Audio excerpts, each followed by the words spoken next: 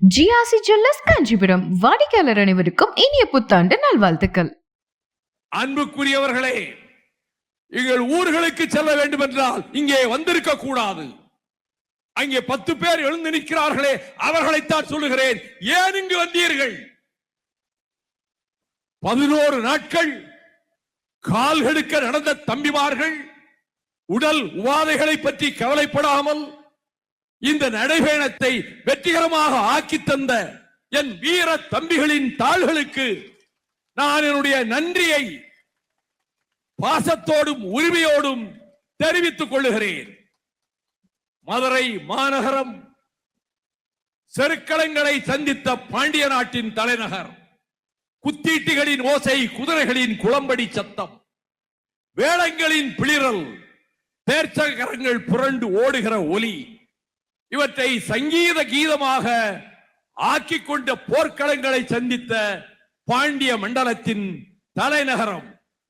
கடல் அலைகளென தாவி வருகிற அரபு நாட்டு குதிரைகளின் குளம்படி சத்தத்தோடு சங்கத்தமிழின் ஓசையும் இணைந்து வந்தது என்ற பெருமையை பெற்ற கூடல் மாநகரம். நெடுந்தேர் கொடிஞ்சி பொலிய நின்றோன் யார்கொல், வாழ்கவன் கண்ணி, பால்விட்டு ஐனி மறந்தனே, கிண்கிணி களைந்தகால் இன்னும் ஆகலனே என்று மன்னனை பாடிய இடைக்குன்னூர் கிழார். யார் இவன்? இளைஞனாக இருக்கிறானே, பாலகனை போல தெரிகிறானே, இவன் 7 நாட்டு மன்னர்களை எதிர்த்து தலையாலங்கானம் போர்க்களத்துக்கு செல்லுகின்ற இவன் யார் என்று கேட்டாரே, அந்த தலையாலங்கானத்து செருவென்ற நெடுஞ்செழியன் ஆண்ட பாண்டிய நாட்டின் தலைநகரத்தில். வாயிலோயே வாயிலோயே, யார் கேட்பது?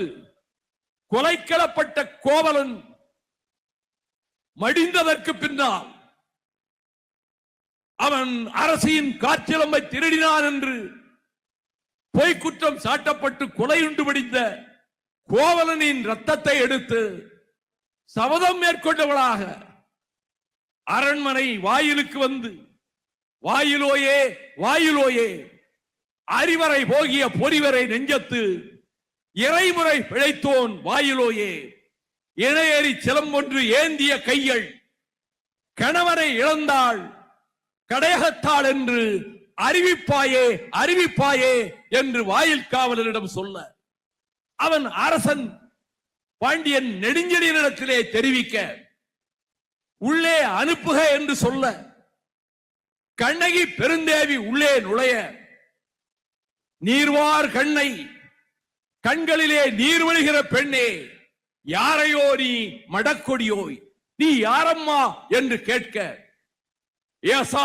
சிறப்பின் இசை விளங்கு பெருங்குடி மாசாத்துவான் மணிகனின் மகனாகி என் காற்றிலம்பு பகர்தல் வேண்டி நின்னகர் புகுந்து உன்னால் கொலையுண்டு வடிந்த கோவலன் பத்தினி கண்ணகி என்பது என் பெயரே என்று உரைத்தாளே. நீதி நிலைநாட்டப்படுவதற்கு யானோ அரசன், யானே கள்வன் என்று வெண்கற்ற குடை உடைந்து நொறுங்கி விழ, செங்கோல் உடைந்து கீழே நொறுங்க, கீழே உருண்டவாறு உயிர் நீத்தானே பாண்டிய மன்னன் நெடுஞ்செழியன். நீதியை காக்க தன்னுயிரை தந்ததால் சேரன் செங்குட்டுவன் அது பற்றி குறிப்பிடுகிற போது, வல்வினை வளைத்த கோலை மன்னவன் செல்லுயிர் செல்கையில் நிமிர்த்தி சென்றது என்று அரசியல் பிழைத்தோர்க்கு அறம் கூற்றாவதும், உரைசால் பத்திரிகை உயர்ந்தோர் ஏற்றலும், ஊழ்வினை உறுத்து வந்து ஊட்டும் என்பதும் யாற்றுதும் நாம் பாட்டுடை செய்யுள் என்று இளங்கோவடிகள் தீட்டிய சிலப்பதிகாரத்தில் புதூர் புகார் நகரமும் மதுரை நகரமும் வஞ்சி நகரமும் ஒரே வரிசையிலே வர்ணிக்கப்பட்டு, புலிக்கொடியும் மீனக்கொடியும் வில்கொடியும் சமமானவை என்ற கருத்தை பதிய வைத்த இளங்கோவடிகள் இந்த மதுரை மூதூரினுடைய பெருமைகளை சொல்லுகிற போது, மதுரை காஞ்சியிலே இடைக்குன்னூர் கிழார் எதை சொன்னாரோ அதே போல எத்தனை தெருக்கள் இருக்கின்றன, அத்தனை தெருக்களிலும் அங்காடிகள் இருக்கின்றன. பட்டு ஆடைகளை விற்பதற்கு ஒரு தெரு, தங்க ஆபரணங்களை விற்பதற்கு ஒரு தெரு, தானியங்களை விற்பதற்கு ஒரு தெரு என்று அனைத்தையும் விவரித்துவிட்டு மதுரை காஞ்சி என்று ஏன் பெயரிட்டார் என்றால், மதுரை என்பது இடப்பெயர், காஞ்சி என்றால் நிலையாமை, வாழ்க்கை நிலையாமை.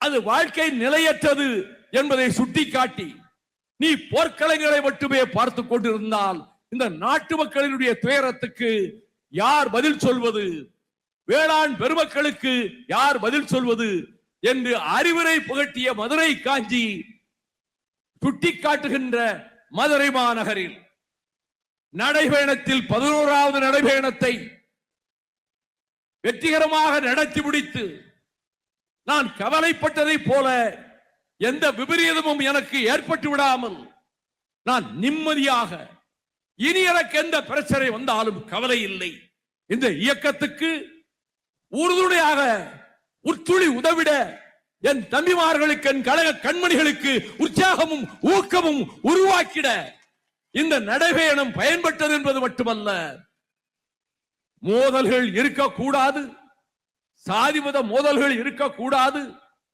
என்று வழிநடுக சொல்லி வந்தேரே.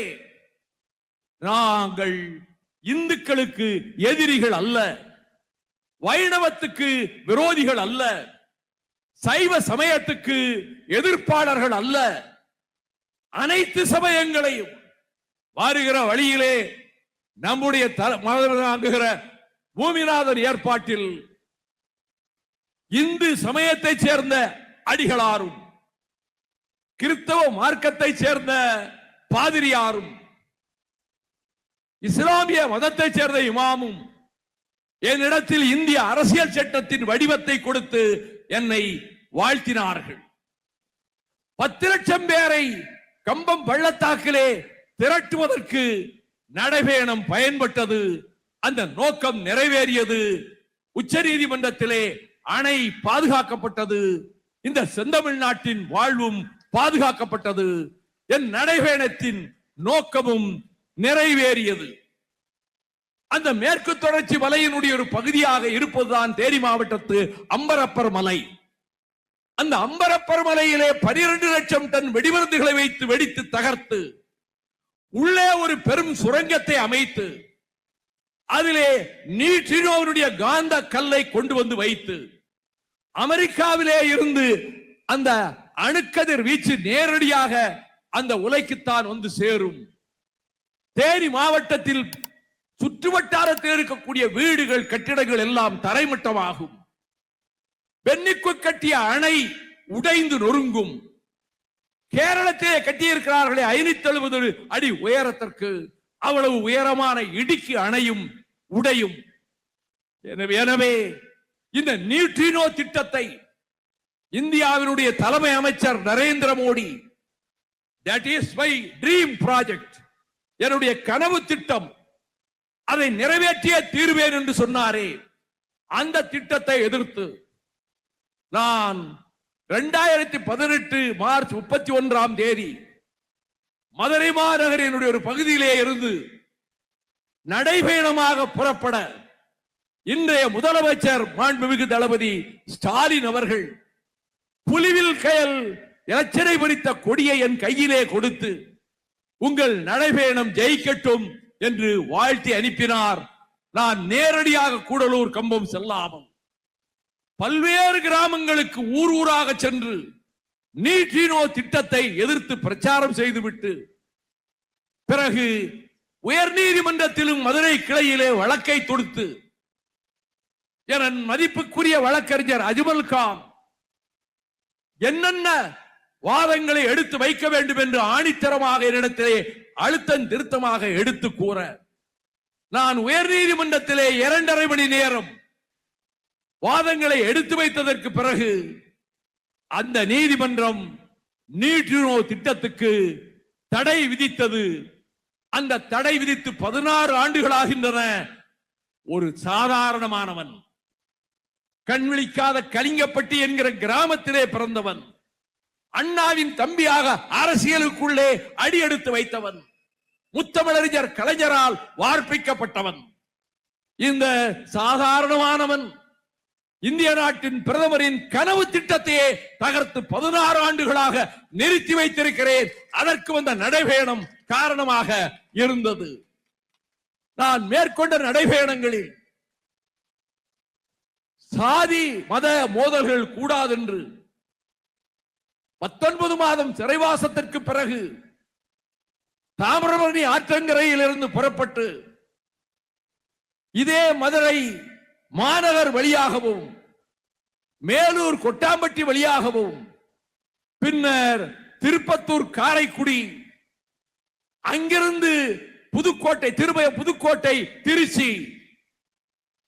திருச்சியிலிருந்து தஞ்சாவூர் திருவாரூர் நாகப்பட்டினம் நாகூர் காரைக்கால் புதுச்சேரி மீண்டும் திண்டிவனம் சென்னை என்று மேற்கொண்ட நடைபயணத்தில் தென்னக நதிகளை இணைக்க வேண்டும், அரசு திட்டத்தை வகுக்க வேண்டும் என்று இந்திய நாடாளுமன்றத்தில் தனிநபர் மசோதா கொண்டு வந்தவன் உங்கள் சகோதரன் வைகோ. இந்திய நாட்டிலே இருக்கக்கூடிய அனைத்து அரசியல் கட்சிகளும் தலைவர்களும் அதை ஆதரித்தார்கள்.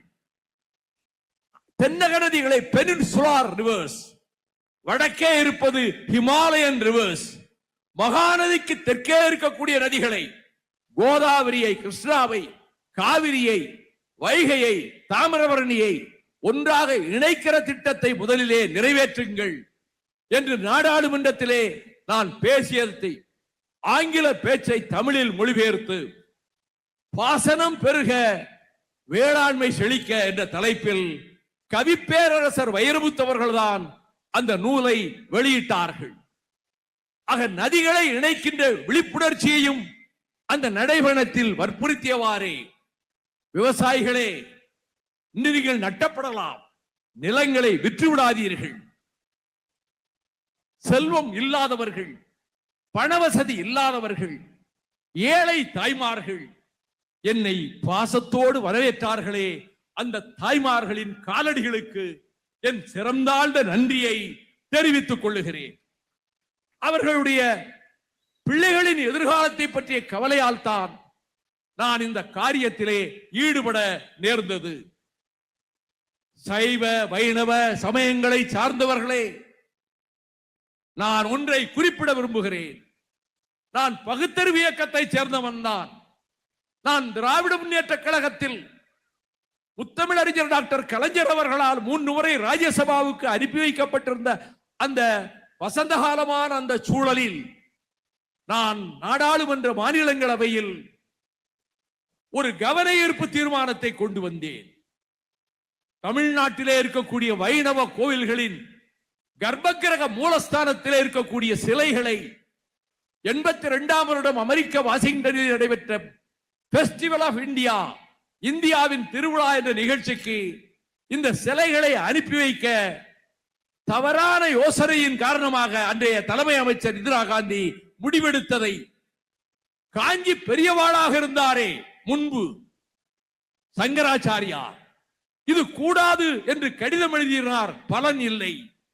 நான் கவன ஈர்ப்பு தீர்மானத்தில் அனைத்து முக்கிய கட்சிகளினுடைய தலைவர்களையும் கையெழுத்தையும் பெற்று வாதத்தை தொடங்கினேன். அப்பொழுது சொன்னேன், கோயில் மூலஸ்தானத்து சிலைகளை நீங்கள் அனுப்புகிறீர்களே, அது பழுதடைந்தால், அது சேதமடைந்தால் எத்தனை கோடி பக்தர்களினுடைய உள்ளம் புண்படும்.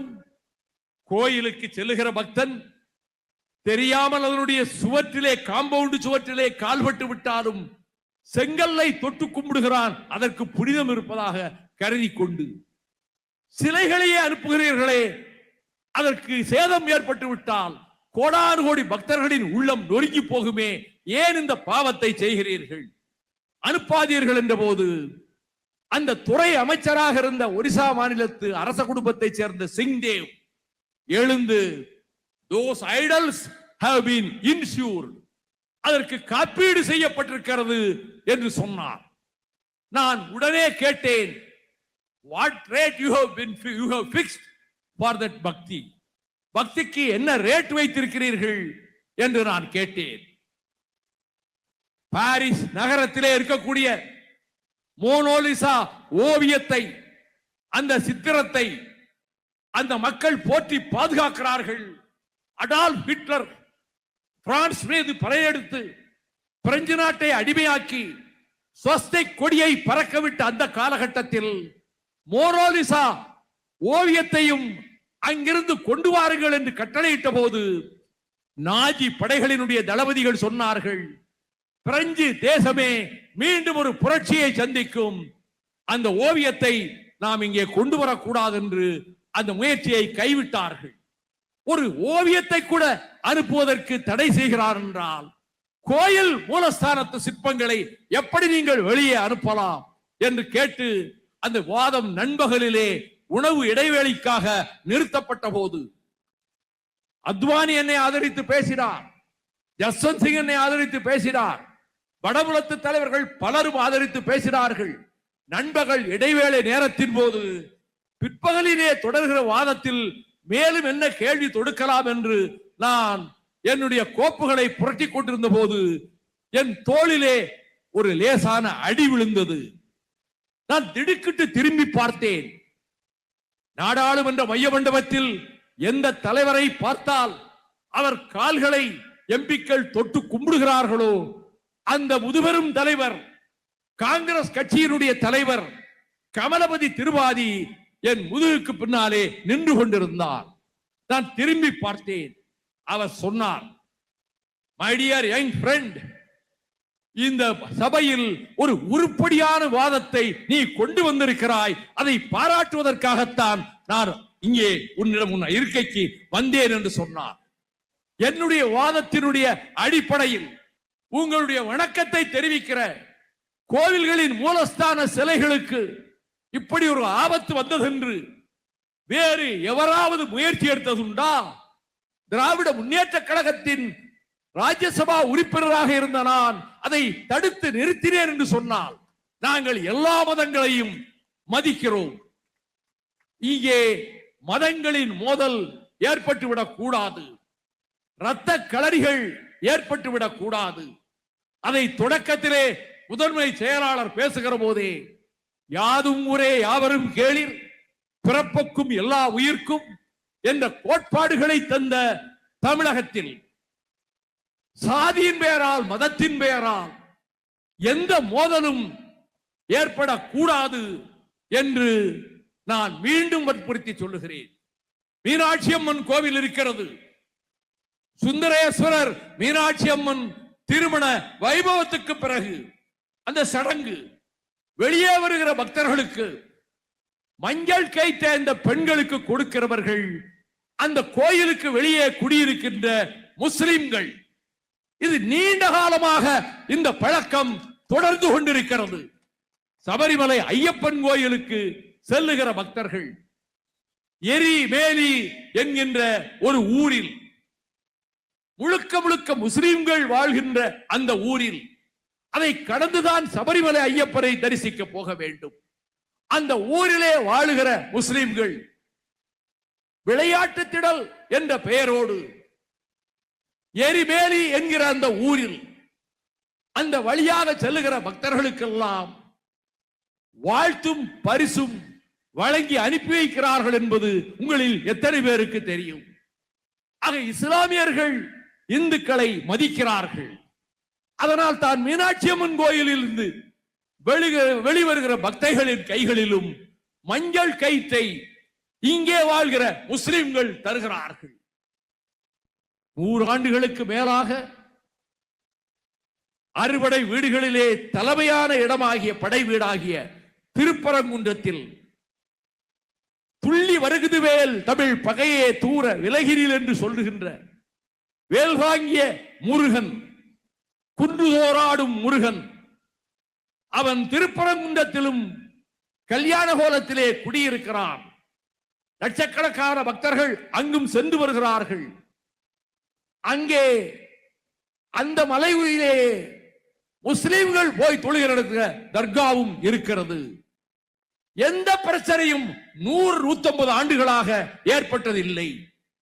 இந்த வழக்கு பிரிவு கவுன்சில் வரை சென்றது. அங்கே இப்பொழுது கேட்கிறார்களே இந்துத்துவ சக்திகள் விளக்கு ஏற்ற வேண்டும் என்று, அதற்கு அனுமதி கிடையாது என்று லண்டன் பிரிவு கவுன்சில் தீர்ப்பளித்தது போல் இங்கே உயர் நீதிமன்றங்களும் உச்ச நீதிமன்றமும் தீர்ப்பளித்தன. ஆனால் மதுரையிலே ஒரு நீதிபதி அங்கே விளக்கு அந்த தூணில் தான் போய் தர்காவுக்கு பக்கத்திலே ஏற்ற வேண்டும் என்று ஒரு தீர்ப்பை வழங்கினார். அதற்கு பிறகு சில வசனங்களையும் சொன்னார். ஒரு நீதிபதி he has crossed the boundaries, தன்னுடைய எல்லைகளை மீறிவிட்டார் என்று நான் சொன்னேன். மீண்டும் 3 நீதிபதிகள் அந்த நீதிபதியின் தீர்ப்பையே வரவேற்று தீர்ப்பு அளித்திருக்கிறார்கள். அந்த 3 நீதிபதிகளுக்கும் சொல்வேன், நான் எதற்கும் அஞ்சுபவன் அல்ல, எந்த வழக்குக்கும் நான் அஞ்சுபவன் அல்ல. மரணமே வரினும் அதனை மகிழ்ச்சியோடு ஏற்றுக்கொள்ளுகிற நெஞ்சுரத்தை என் நாடி நரம்புகளே ஓடுகிற ரத்தத்துக்கு பாலூட்டி தந்தாளே என் வீரத்தாய், அவள் வழங்கி இருக்கக்கூடிய அந்த துணிச்சலோடுதான் நான் கடந்த காலங்களில் இதை பேசினால் ஆயுள் தண்டனை கிடைக்கும் என்று சொன்னார்களே, அப்பொழுதும் பேசினேன். இப்படி பேசுவதற்கு உரிமை உண்டா? ஜெயிலில் இருந்தவாறே சுப்ரீம் கோர்ட்டில் நான் ரிட் மனு தாக்கல் செய்தேன் தேவதாசின் உதவியோடு. அந்த உச்ச நீதிமன்றத்தின் தீர்ப்பு வந்தது.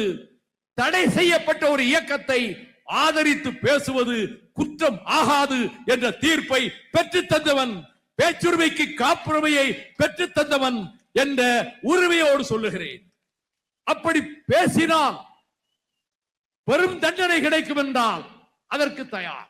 ஏற்கனவே இந்தியாவிலேயே இந்த தேச துரோக குற்றச்சாட்டின் பேரில் தண்டனை பெற்றிருக்கின்ற ஒரே ஒரு எம்பி, முன்னாள் எம்பி, இந்நாள் எம்பி கணக்கிட்டு பார்த்தால் ஒரே ஒருவன் இந்த வைகோதான். என் மீது 1 வருட காலம் சிறை தண்டனை நீதிமன்றம் வழங்கியது. நான் விடுதலை புலிகளை ஆதரித்து பேசுவதற்காக மட்டுமல்ல.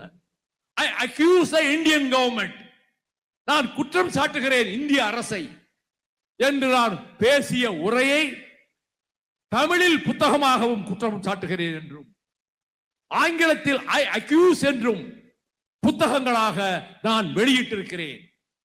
இந்த புத்தக வெளியீட்டு விழாவிலே நான் பேசிய பேச்சுக்காகத்தான் என் மீது வழக்கு தொடுக்கப்பட்டு ஓராண்டு காலம் சிறை தண்டனை என்று அறிவித்த நீதிபதி அந்த அம்மையார் தண்டனையை குறைத்துக் கொள்ளுங்கள் என்று கூண்டிலே இருக்கிறவர் கேட்டுக்கொண்டதால் நான் குறைவான தண்டனை கொடுத்திருக்கிறேன் என்று அந்த தீர்ப்பிலே எழுதியிருந்தார். அதை வாசித்தார். நான் உடனே கேட்டேன், நீதிபதி அவர்களே, உங்கள் மனச்சாட்சியை தொட்டு எழுதுங்கள். நான் எப்பொழுது கருணை கேட்டேன்? தண்டனையை குறைக்க வேண்டும் என்று உங்களிடம் எப்போது கேட்டேன்? எப்படி நீங்கள் தீர்ப்பை எழுதலாம் என்று கேட்டேன். அந்த அம்மையார், ஐ ஆம் டெரிபிளி சாரி, நான் ரொம்ப வருத்தப்படுகிறேன், இப்பொழுது தீர்ப்பில் அந்த வாசகங்களை மாற்றி விடுகிறேன் என்று நான் கேட்டுக்கொண்டதால் அந்த வார்த்தைகளை எடுத்து விட்டார். அந்த வழக்கு இப்பொழுது உயர் நீதிமன்றத்திலே இருக்கிறது. இந்த தேச துரோக குற்றச்சாட்டின் மீது வருகிற வழக்குகள் அனைத்தையும் இப்பொழுது எங்கும் விசாரிக்க வேண்டாம் என்று சுப்ரீம் கோர்ட் சொன்னதன் காரணமாக வழக்கு நிலுவையில் இருக்கிறது. ஒருவேளை எனக்கு தண்டனை கிடைக்குமானால் நான் மகிழ்ச்சியோடு ஏற்றுக்கொள்வேன். சொன்னதை வாபஸ் வாங்க மாட்டேன். இந்திய அரசை குற்றம் சாட்டினேன், அந்த குற்றச்சாட்டுக்களை மீண்டும் மீண்டும் சொல்வேன் என்ற உணர்ச்சி படைத்திருந்த காரணத்தால் தான் பொட்டா நீதிமன்றத்திலே என் சகோதரன் பூமிநாதனும் பொடா கணேசனும் இருக்கிறார்களே, அவர்களும் என்னோடு சேர்ந்து நின்று கொண்டிருந்த போது, நிலையில் வாழுகிற கணேசமூர்த்தியும் வீர இளவரசரும் என்னோடு நின்று கொண்டிருந்த போது, கொஸ்டினிங் டைம் வந்தது, கேள்வி கேட்கும் நேரம். நீதிபதி கேள்விகளை கேட்க ஆரம்பித்தார். அப்பொழுது சொன்னார், நீங்கள் திருமங்கலம் பொதுக்கூட்டத்தில் I did support the LTTE yesterday, I do support the LTTE today, I will support the LTTE tomorrow. இப்படி பேசினீர்களா என்று நீதிபதி கேட்டுவிட்டு, அவசரப்பட்டு பதில் சொல்லாதீர்கள், இனிமேல் டெல்லி இந்தியாவின் தலைநகர் அல்ல, வாரணாசி தான் தலைநகர் ஆக்கப்படும், இனிமேல் இந்தியாவில் முஸ்லிம்களுக்கு ஓட்டுரிமை கிடையாது. இந்தியாவில் முஸ்லிம்களுக்கு எதிர்காலத்தில் குடியுரிமையும் கிடையாது. கிறிஸ்தவர்களுக்கு ஓட்டுரிமை கிடையாது, குடியுரிமையும் கிடையாது. இந்தியும் சமஸ்கிருதமும் மட்டுமே 8வது அட்டவணையிலே மொழிகளாக இடம்பெறும். இப்படி ஒரு கொடூரமான பயங்கரமான ஒரு பிரகடனத்தை வெளியிட்டார்களே பிரதமர் அவர்களே, நீங்கள் இதை கண்டித்தீர்களா? உங்கள் அமைச்சரவையில் யாராவது கண்டித்தார்களா? அப்படியானால் இங்கே வாழக்கூடிய கோடானு கோடி முஸ்லிம்களுக்கு தலைமை தாங்கிய கண்ணியத்துக்குரிய காயிதே மில்லத் இஸ்மாயில் சாஹிப் அவர்கள் நாடு சுதந்திரம் அடைந்ததற்கு பிறகு முஸ்லிம் லீக் மாநாடு கராச்சியிலே டிசம்பர் 17, 18 தேதிகளில் 47 நடந்த போது அதிலே பாகிஸ்தான் பிரதமர் லியாகத் அலி கான் மொத்த பணத்தில் 17 லட்சம் இந்திய முஸ்லிம்களுக்கு உரிமையானது நாங்கள் வழங்குகிறோம் என்றவுடன் எழுந்து ஆட்சேபகரமான குரலில் சல்லி காசு நாங்கள் வாங்க மாட்டோம் பாகிஸ்தானிடமிருந்து. அங்கே இருக்கக்கூடிய முஸ்லிம்களுக்கு ஏதாவது ஆபத்து ஏற்பட்டால் உடனே தகவல் அனுப்புங்கள், நாங்கள் உங்களை பாதுகாக்கிறோம் என்று சொன்ன லியாகத் அலி கானுக்கு நீ யார் எங்களை பாதுகாப்பதற்கு? எங்கள் இந்தியாவில் எங்கள் மக்களை நாங்கள் பாதுகாத்துக் கொள்ள தெரியும். இங்கே வாழ்கிற இந்துக்களை பாதுகாப்பதற்கு நீங்கள் முன்வாருங்கள் என்று பேசிய அந்த காயிதே மில்லத்தான் சீனம் படையெடுத்த போது இமய பர்வதத்தின் சரிவுகளிலே சீன தேசத்தினுடைய ராணுவ பீரங்கிகள் கர்ஜித்த போது 40,000 சதுர கிலோமீட்டர் நிலப்பரப்பை சீனா ஆக்கிரமித்த போது பாண்டூங் மாநாட்டிலே பஞ்சசீலம் முழங்கிய பண்டித ஜவஹர்லால் நேரு மனம் உடைந்தவராக தழுதழுக்க வானொலியிலே பேசிய போது நாம் வஞ்சிக்கப்பட்டு விட்டோம், நாம் ஏமாற்றப்பட்டு விட்டோம், நம் நிலங்கள் ஆக்கிரமிக்கப்பட்டிருக்கின்றன, மீட்பதற்கு அனைத்து இந்தியர்களும் முன்வர வேண்டும் என்று பேசியதை வேலூர் சிறைச்சாலையிலே இருந்து வானூரிலே கேட்ட பேரறிஞர் அண்ணா அவர்கள் சிறையை விட்டு விடுதலையாகி வெளியே வந்தவுடன் வேலூர் கோட்டை மைதானத்திலே பேசுகிற போது வீடு இருந்தால்தான் ஓடு மாற்ற முடியும், இந்தியா என்ற உபகண்டம் இருந்தால்தான் நாம் பிரிவினை கேட்க முடியும். கூர்மையான கொம்புகளை உடைய காளை மாடு அலங்காநல்லூர் ஜல்லிக்கட்டிலே சீறி பாய்ந்து வருகிறதே காளை மாடு, அதை போல கூறிய கொம்புகளை உடைய காளை மாடு அங்கே இருந்து பாய்ந்து வருகிறது. கருப்பு குடையை கையில் பிடித்துக் கொண்டு நான் போகிறேன். அந்த குடையை பிடித்துக் கொண்டு முன்னே சென்றால் அது புத்திசாலித்தனம் அல்ல. நான் குடையை மடக்கி திண்ணையில் ஏறிக்கொண்டேன். மாடு சென்றதற்கு பிறகு எப்பொழுது தேவையோ அப்பொழுது குடையை நான் விரிப்பேன் என்று பேசினார். அந்த அறிஞர் அண்ணாதான் தன்னுடைய கன்னி பேச்சில் we demand the right of self determination, சுய நிர்ணய உரிமையை நாங்கள் கோருகிறோம் என்று பேச்சின் தொடக்கத்திலே சொல்லிவிட்டு I belong to the Dravidian stock, நான் திராவிட இனத்தை சேர்ந்தவன், I am proud to call myself a Dravidian, நான் திராவிடன் என்று சொல்லிக் கொள்வதிலே பெருமைப்படுகிறேன் என்று பேசிய பேச்சினுடைய நிறைவு நேரத்தில் பேச்சை முடிக்கிற போது மீண்டும் அதனையே வற்புறுத்தினார். We demand the right of self determination. இதை அதே ராஜ்யசபாவில் அதே நாடாளுமன்ற மாநிலங்களவையில் மீண்டும் அந்த அவைக்கு செல்லக்கூடிய வாய்ப்பை திராவிட முன்னேற்ற கழகம் எனக்கு வழங்கியதால் முதலமைச்சர் அன்பு சகோதரர் மாண்புமிகு தளபதி அந்த ஏற்பாட்டுக்கு உடன்பட்டு எனக்கு அந்த வாய்ப்பை தந்திருந்த காரணத்தால் நான் கடைசியாக உரையாற்றிய போது, பிரியாவிடை கூட்டமாக நடந்த போது, ஓய்வு பெறுகிற எம்பிக்களுக்கு வாழ்த்து சொல்லுவதற்கு அனைத்து கட்சி தலைவர்களும் வாழ்த்திய போது, அதற்கு பதில் வழங்கி பேசுகிற வாய்ப்பு எனக்கு கொடுக்கப்பட்ட போது நான் பதில் சொல்ல எழுந்து அந்த பேச்சிலே நான் குறிப்பிட்டேன், மகாராணா பிரதாப் சிங்கினுடைய வாழ்க்கை வீர சரித்திரத்தை சொன்னேன். மகாராணா பிரதாப் சிங் ஹால்டிகாடி யுத்தத்தில் அக்பர் பாதுஷாவினுடைய லட்சக்கணக்கான சைன்யத்தோடு மோதினான். அந்த சைன்யத்துக்கு தலைமை தாங்கி வந்தவன் ஜெய்ப்பூர் மன்னன் மான் சிங். அக்பரின் மைத்துனன்.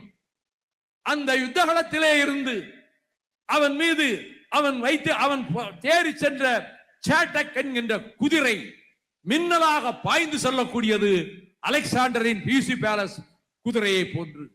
அது வேகமாக சென்றது. ஈட்டியை எடுத்து அந்த தலைமை தாங்கிற மான்சிங் மீது ராணா பிரதாப் சிங் வீசினான். அவன் ஆரோகணித்து வந்த அந்த யானை குதிக்கையிலே வாள் கொண்டிருந்தது. இந்த படம் இன்றைக்கும் சித்திரம் இருக்கிறது. அந்த வாளை கொண்டு வீசியது துதிக்கையால். குதிரையின் தொடை பக்கத்தில் வெட்டு விழுந்தது. குதிரை சற்று தடுமாறியது. நாலா பக்கத்தில் இருந்தும் வேல்களும் அம்புகளும் ராணா பிரதாப் சிங்கை நோக்கி பாய்ந்து வந்தன. சேட்டக் குதிரை தன் எஜமானுக்கு உயிராபத்து ஏற்பட்டு விட்டது என்று எண்ணி அந்த போர்க்களத்தை விட்டு தனித்து ஓடியது. ஓடிய குதிரை ஒரு ஆற்று மணல் வெளியிலே கீழே விழுந்து எஜமானை காப்பாற்றிவிட்டு செத்து போனது.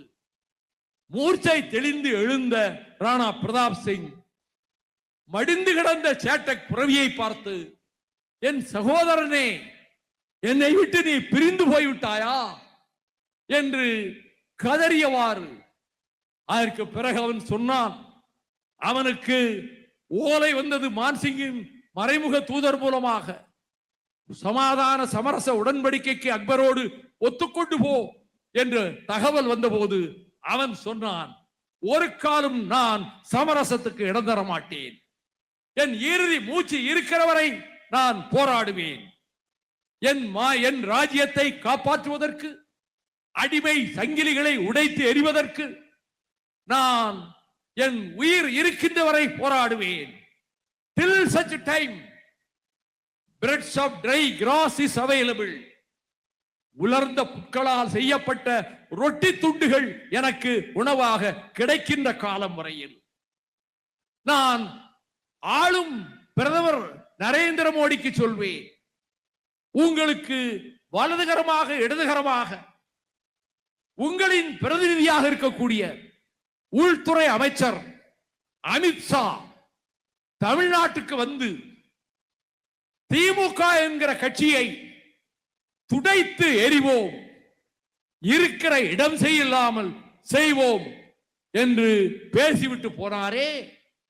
அந்த அமித்ஷாவை கேட்கிறேன், இந்த பாண்டிய மண்டலத்து தலைநகர் மானம் காத்த மாமதுரையிலே மண்ணிலே இருந்து கேட்கிறேன், என்ன திமிர் இருந்தால், என்ன அகம்பாவம் இருந்தால், என்ன ஆணவம் இருந்தால் 75 ஆண்டு கால வரலாறு கொண்டிருக்கக்கூடிய ஒரு திராவிட இயக்கத்தை அழிப்பேன், ஒழிப்பேன், இருக்கிற இடம் தெரியாமல் செய்வேன், துடைத்து எறிவேன் என்று பேசுகிற மமதை எப்படி உங்களுக்கு வந்தது? இந்த இயக்கத்தை பற்றி உங்களுக்கு என்ன தெரியும்?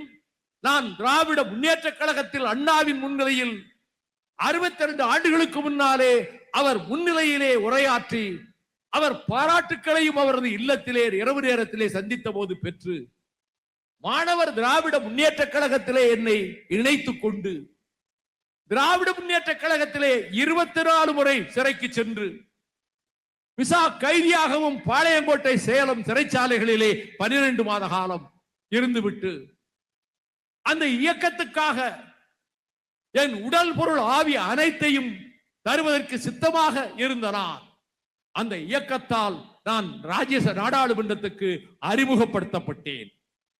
நன்றி மறக்கவில்லை நான். கலைஞர் அவர்கள் என்னை 78ஆம் ஆண்டிலே மாநிலங்களவைக்கு அனுப்பி வைத்தார். கசாபியங்காவை போல நான் உயிர் இருக்கின்ற வரை கொள்கைகளுக்காகவும் லட்சியத்துக்காகவும் வாழ்வேன் என்று பேசினேன். அந்த வாய்ப்பை எனக்கு தந்திருந்தார்.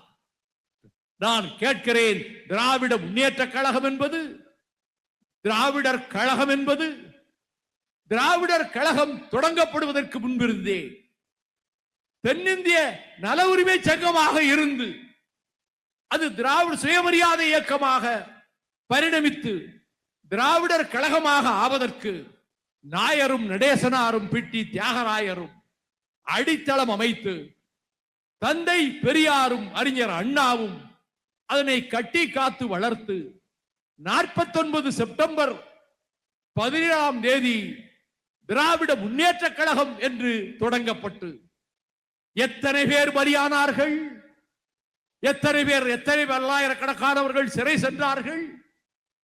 தூத்துக்குடி KVK சாமியும், உடையார்பாளையம் வேலாயுதமும், கோவை ஆரோக்கிய சாமியும், நெல்லிக்குப்பம் மஜீதும், மண்ணை பாண்டியனும் தங்கள் இன்னுயிர்களை தந்தார்களே. திராவிட இயக்கம் என்பத எக்கு கோட்டை ரத்தத்தால், கண்ணீரால், வியர்வையால் கட்டி எழுப்பப்பட்டது. அந்த இயக்கத்தை அழிப்பேன் என்று சொல்வதற்கு எவரும் துணியவில்லை. அழிப்போம் என்று கருதி திராவிட முன்னேற்ற கழகத்துக்கு தடை விதிக்கப் போகிறோம் என்ற செய்தி வந்தபோது ஒரு கட்சி தன் கட்சியின் பெயரையே மாற்றிக்கொண்டு அகில இந்திய கட்சி என்று புதிய நாமகரணத்தை சூட்டிக் கொண்டது. நாங்கள் சிறைச்சாலையிலே இருக்கிறோம், விசா கைதிகளாக இருக்கிறோம். பாளையங்கோட்டை சிறையிலே விசா கைதியாக இருக்கிறேன். அப்படி என்றால் கட்சிக்கே தடை வருமாமே, எப்படி இந்த கட்சியை கலைஞர் காப்பாற்றுவார் என்ற கேள்வி எழுந்தபோது அவர் சென்சாரின் கண்களிலே மண்ணை தூவிவிட்டு இலக்கியத்திலிருந்தே தன் உடன்பிறப்புகளுக்கு செய்திகளை சொல்லுவதிலே வல்லவர் என்பதால் அவர் எழுதி மறுநாள் வெளியாகிற முரசொலி 4 நாள் கழித்துத்தான் சிறைக்கு வரும். அதில் அவர் எழுதியிருக்கக்கூடிய உடன்பிறப்பு மடலை எல்லா சக கைதிகளையும், விசா கைதிகளையும் உட்கார வைத்து நான் உரத்த குரலில் வாசிப்பேன். அருண் ஷோரி துறை அமைச்சர் லண்டனில் இருந்தார் என்று மறுநாள் தான் டெல்லிக்கு வருகிறார். நாடாளுமன்றத்திலே மைய மண்டபத்திலே அவரை சந்தித்து பிரதமர் இப்படி உறுதியளித்தார். நேற்றைக்கு NLC பிரைவேடைசேஷன் வித்ரா பண்ண விட்டுவது. அப்படியா, ஆச்சரியமாக இருக்கிறதே. நான் பொய்யா சொல்லுகிறேன்? நாளை நான் பிரதமரை சந்தித்து விட்டு உங்களை 11 மணிக்கு தொலைபேசியிலே தொடர்பு கொள்கிறேன் என்றார். நான் 10 மணிக்கே அவருடைய அறையின் உதவியாளர் அறைக்கு சென்று விட்டேன். இதை தெரிந்து கொண்ட அவர் வேக வேகமாக வந்து, நான் தான் 11 மணிக்கு சொல்றேன், எங்க செக்ரட்டரி, ஜாயிண்ட் செக்ரட்டரி எல்லாம் என் ரூம்ல தான் இருக்காங்க. பிரைம் மினிஸ்டரை போய் கேட்டேன். ஆமா, NLC privatisation has been cancelled, அதை வித்ரா பண்ணியாச்சு அப்படின்னு பிரைம் மினிஸ்டரே சொல்லிட்டாரு. நீங்கள் சொன்னது போலத்தான் அவர் தெரிவித்தார் என்றவுடன் நான் இன்றைக்கு சொல்லுகிறேன், இந்த தமிழ்நாட்டினுடைய நவரத்தினங்களில் ஒன்றான 30,000 தொழிலாளர்களுக்கு வாழ்வு கொடுக்கின்ற நெய்வேலி நிலக்கரி நிறுவனம் தனியார் மயமாக்கப்படாமல் தடுத்து நிறுத்தியவன் பெயர் மறுமலர்ச்சி திராவிட முன்னேற்ற கழகத்தினுடைய பொதுச் செயலாளரின் பெயர் என்பதை நான் இங்கே நினைவுபடுத்துகிறேன். இந்த செந்தமிழ் நாட்டின் உரிமைகளுக்காக, இதை பாதுகாப்பதற்காக நீட்டுணவுக்கு தடை வாங்கினோம், ஸ்டெர்லைட்டை மூட வைத்தோம், நெய்வேலியை காப்பாற்றி கொடுத்தோம்.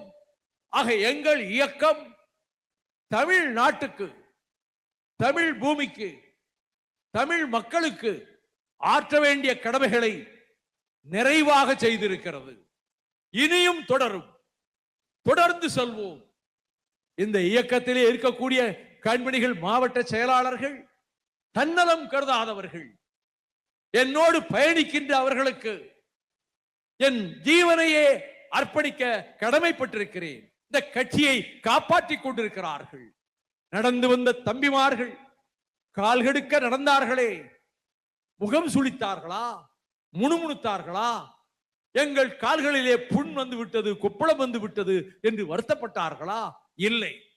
அப்படிப்பட்ட தீரர்களை, லட்சிய தீரர்களை மறுமலர்ச்சி திராவிட முன்னேற்ற கழகம் கொண்டிருக்கிறது.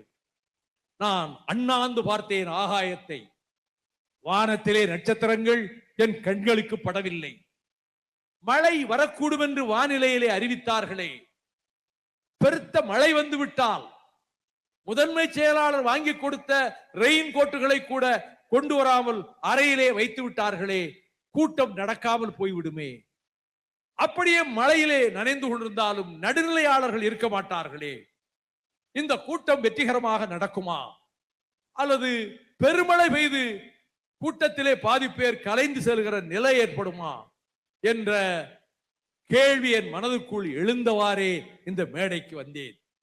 இயற்கை தாயே, அவ்வப்பொழுது எனக்கு சின்ன சின்ன உபகாரங்களை செய்கிறாய். அவ்வப்பொழுது எனக்கு சின்ன சின்ன உதவிகளை செய்கிறாய்.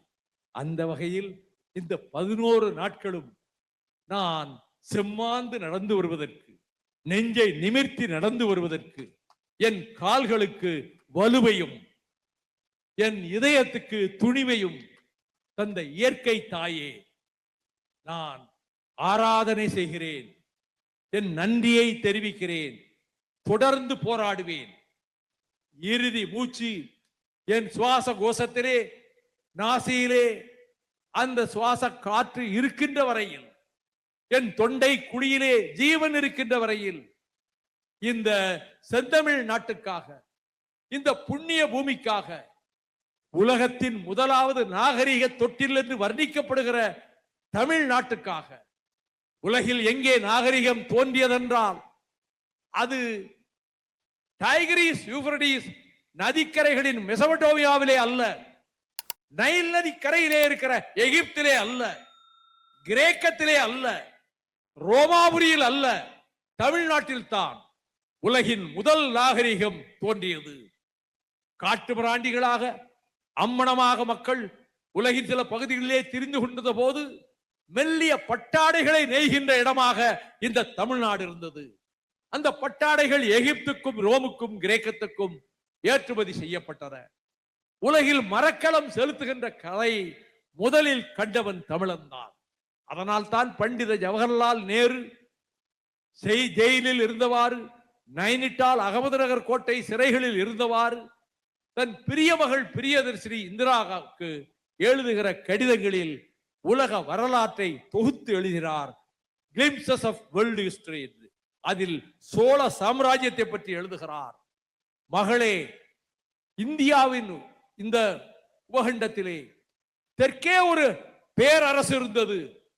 அதற்கு பெயர் சோழாயம் பெயர். அந்த சோழ பேரரசனுடைய கப்பல் படை வலிமை மிக்கதாக இருந்தது.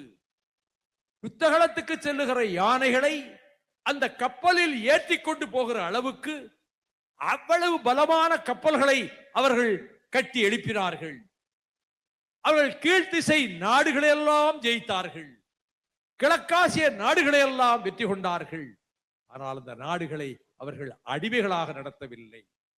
அந்த நாடுகளிலே கூட போய் ஆலயங்கள் எழுப்பினார்கள். யாராவது ஒருத்தன் மது அருந்திருப்பான், அதை தடுக்க முடியாது. மது அருந்தினால்தான் சத்தம் போடுற எண்ணம் வரும். இவ்வளவு ஊசி விழுந்தா ஓசை கேட்கிற அளவுக்கு நிசப்தம் நிலவுகிறதே, இது கட்சியின் கட்டுப்பாட்டை காட்டுகிறது. அப்படிப்பட்ட பேரரசை பற்றி நேரு எழுதினாரே, அந்த கலையை உலகத்துக்கு கற்றுத்தந்தவர்கள் தமிழர்கள். இந்த செந்தமிழ்நாட்டினுடைய வாழ்வாதாரங்களை காப்பதற்கும், இங்கு வாழ்கிற மக்கள் சாதியின் பெயராலோ மதத்தின் பெயராலோ ஒருவரை ஒருவர் தாக்கிக் கொள்ளுகின்ற விபரீதம் நேர்ந்து விடாமல் தடுப்பதற்கும், அத்தகைய விழிப்புணர்வை மக்களிடம் ஏற்படுத்துவதற்கும் இந்த நடைபயணத்தை ஒரு பிரச்சார கருவியாக, ஆயுதமாக மாற்றிக்கொண்டு நாங்கள் வருகிற வழிகளில், மக்கள் இல்லாத இடங்களில் என் நெஞ்சத்துக்கு நேசமான திரைப்பட பாடல்களை அந்த ஒலிபெருக்கியிலே ஒளிபரப்ப செய்து, அந்த பாடல் வரிகளை கேட்கிற போதே என் கால்களுக்கு ஒரு புது பலமும் என் நெஞ்சுக்கு ஒரு புத்துணர்ச்சியும் ஏற்படும். அடுத்து மக்கள் இருக்கிற இடங்களில் என் சகோதரர்கள் அடிவயிறு வலிக்க முழக்க விழிப்பிக் கொண்டு வந்தார்கள். சாதியின் பெயரால் மோதல் வேண்டாம், மதத்தின் பெயரால் மோதல் வேண்டாம். பெரியார் அண்ணா பிறந்த நாட்டிலே, திருவள்ளுவர் பிறந்த நாட்டிலே சாதியின் பெயரால் மோதலா, மதத்தின் பெயரால் மோதலா என்று முழக்க விழிப்பிக் கொண்டு வந்தார்கள். அது காற்றோடு கரைந்து போய் விடாது, யோசிக்க வைக்கும். ஒரு கட்சி இந்த நாட்டிலே மதச்சார்பின்மையும் அதே நேரத்தில் எல்லா மதங்களுக்குமான சம உரிமைகளும் கொடுக்கப்பட வேண்டும் என்ற அந்த குறிக்கோளோடு மறுமலர்ச்சி திராவிட முன்னேற்ற கழகம் இயங்கிக் கொண்டிருக்கிறது. இந்த நிகழ்ச்சியை பட்ட பகலை போல வெளிச்சம் ஜொலிக்க செய்து, இந்த நிகழ்ச்சியின் தொடக்கத்திலே இந்த எளியவனை பற்றி 4.5 நிமிடம் ஒரு பாடலையும் முதன்மை செயலாளர் தயாரித்து அந்த பாடலையும் இங்கே போட்டு காட்டி இவ்வளவு பெரிய நிகழ்ச்சியையும் நடத்தி இனிமேல் தான் இந்த தம்பிகள் தங்குகிற இடத்துக்கு சென்று இரவோடு இரவாகவோ அல்லது வைகறை வேளையிலோ தங்கள் ஊர்களுக்கு செல்ல வேண்டும். அப்படிப்பட்ட நிலையில் இந்த 11வது நடைபயணம் எந்த நோக்கத்துக்காக தொடங்கப்பட்டதோ அந்த நோக்கத்திலே வெற்றி பெற்றிருக்கிறது. நான் வருகிற வழியில் பலகீனப்பட்டு எனக்கு ஏதேதோ நோய் இருப்பதாக சொன்னார். ஒரு நோயும் எனக்கு கிடையாது. நான் ஆரோக்கியத்தோடு இருக்கிறேன், வலுவாக இருக்கிறேன். இன்னும் 20 ஆண்டு காலம் நான் உழைப்பேன். இந்த தமிழ்நாட்டு நிலத்துக்காக, தமிழ் நிலத்துக்காக, தமிழர் உரிமைக்காக, தமிழக வாழ்வாதாரங்களை காப்பதற்காக மறுமலர்ச்சி திராவிட முன்னேற்ற கழகம் பாடுபடும், தன் தோள் கொடுக்கும், செயல்படும். அப்படிப்பட்ட வீராதி வீரர்களை, லட்சியவாதிகளை இந்த இயக்கம் கொண்டிருக்கிறது என்ற பெருமையோடு நீங்கள் காட்டுகிற அன்புக்கு பிரதிபலனாக நான் என்ன செய்ய முடியும்? எங்கள் சகோதரன், எங்கள் பொதுச் செயலாளர் யோக்கியமானவன் என்ற பெயரை கடைசி வரை காப்பாற்றுவேன். அதை நீங்கள் தலை நிமிர்ந்து சொல்லலாம். அதில் கடைசி வரை அந்த நாணயத்தை, நேர்மையை பாதுகாத்துக் கொடுப்பேன்.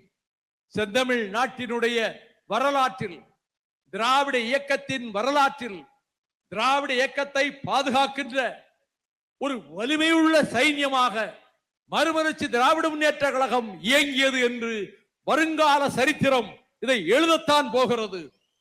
நமது வெற்றியை நாளை சரித்திரம் சொல்லும். இப்படை தோற்கின் எப்படை வெல்லும் என்ற சொற்கள் நமக்கே உரித்தானவை. வெல்க திராவிடம், வாழ்க பெரியார், வாழ்க அண்ணா. நன்றி, வணக்கம். ஜிஆர்சி ஜுவல்லர்ஸ் காஞ்சிபுரம் வாடிக்கையாளர் அனைவருக்கும் இனிய புத்தாண்டு நல்வாழ்த்துக்கள். மின்னம்பலம்.com தமிழின் முதல் மொபைல் பத்திரிகை.